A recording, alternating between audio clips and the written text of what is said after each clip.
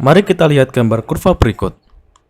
Kurva ini kita peroleh setelah meletakkan sampel yang lembab, misalnya bahan pangan, di suatu aliran udara.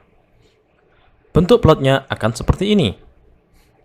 Sumbu Y adalah kadar air yang dinyatakan dalam basis kering, sedangkan sumbu X adalah waktu. Untuk kurva, kita akan namai beberapa titiknya, sebagai A, lalu B, lalu C, lalu D, dan terakhir E. Sekarang coba perhatikan, kemiringan kurva ini berubah saat kita beralih dari A menuju ke E. Kemiringan kurvanya berbeda-beda di setiap lokasi. Mari kita coba ubah plot tersebut ke dalam bentuk plot lain. Sumbu X kita isi sebagai laju pengeringan, yang merupakan perubahan kadar air seiring waktu. Sedangkan sumbu X, kita tempatkan kadar air basis kering. Perhatikan, kadar air meningkat saat kita bergerak dari kiri ke kanan. Sedangkan sampel kita, kadar air awalnya lebih tinggi. Maka, mari kita mulai dulu dari titik paling kanan, A ke B.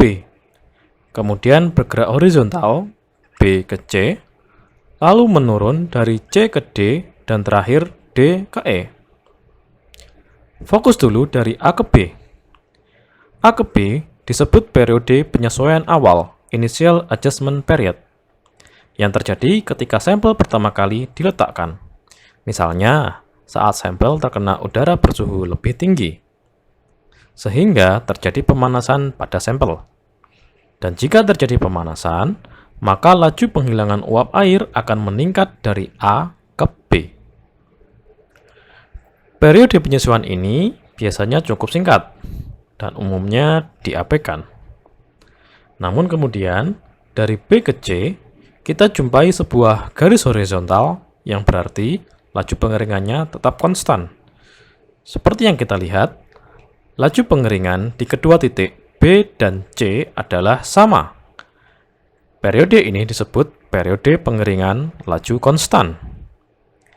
Dari C ke D, terlihat laju pengeringannya berkurang. Dan hal ini cukup sering ditemukan pada berbagai jenis bahan pangan. Biasanya, kita hanya melihat satu kali periode seperti ini, yang disebut sebagai periode laju menurun. Namun, pada jenis makanan tertentu, setelah mengalami pengeringan akan disertai perubahan internal yang dapat menghasilkan kemiringan yang berbeda.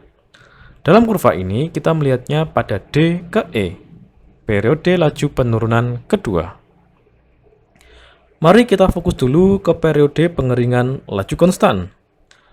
Ketika sampel kita tempatkan di suatu aliran udara, maka akan selalu ada lapisan air di permukaan bahan tersebut.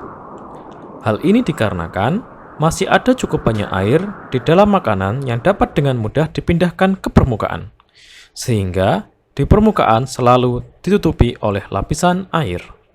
Jadi, periode ini terjadi ketika air menguap dari permukaan dan air tersedia secara bebas di seluruh permukaan bahan. Itulah periode laju konstan. Mari kita beralih ke periode pengeringan laju menurun. Ya, benar. Air memang masih ada di permukaan, tetapi hanya sedikit bagian dari permukaan dilapisi air. Tidak ada lagi cukup air di dalam makanan yang bisa dipindahkan ke seluruh permukaan sebagai lapisan air. Berbeda dengan yang kita lihat dalam periode laju konstan. Seperti yang ditunjukkan di sini, hanya ada beberapa bagian dari permukaan yang masih memiliki air, sehingga laju pengeringannya berkurang, karena air yang tersisa terus menguap dari permukaan. Pada akhirnya, kita memiliki periode pengeringan berlaju konstan dan laju menurun yang dapat digambarkan dalam kurva laju pengeringan.